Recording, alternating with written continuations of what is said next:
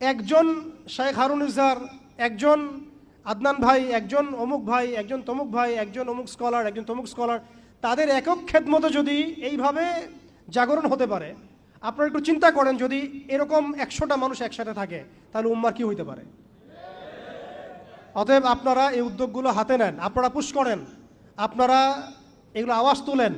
ইনশাআল্লাহ তাআলা আল্লাহ রাব্বুল আলামিন আপনাদের মধ্যে ইখলাস থাকলে আল্লাহ পাক জামা এনে দিবেন ইনশাআল্লাহ। আর শেষের দুটো কথা বলে শেষ করছি, এরপরে আমাদের কাজ হবে দুটো। এটা যদি হয়ে যায় এরপরে কাজ থাকবে খালি দুইটা। এক, সিরাতের আদলে দাওয়াতের কাজ করতে থাকা, সিরাতের আদলে দাওয়াতের কাজ করতে থাকা, এবং অবশ্যই সে যোগ্যতা অর্জন করা, পড়াশোনা করা, এগুলো তো আগেই হয়ে গেছে, আগে বলছি আমি। দাওয়াতের মেহনতটা খুবই ব্যাপক করতে হবে।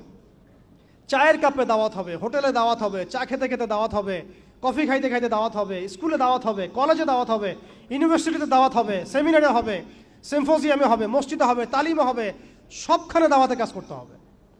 এবং দাওয়াতের এই কাজটা প্রত্যেকটা মহলে করতে হবে, তরুণদের মধ্যে, তরুণীদের মধ্যে, আম জনগণের মধ্যে, আমাদের বাচ্চাদের মধ্যে, আমাদের পুলিশের মধ্যে, প্রশাসনের মধ্যে, আর্মির মধ্যে, বিজিবির মধ্যে, র্যাবের মধ্যে, ডিজিএফআইয়ের মধ্যে, প্রত্যেকটা মহলে।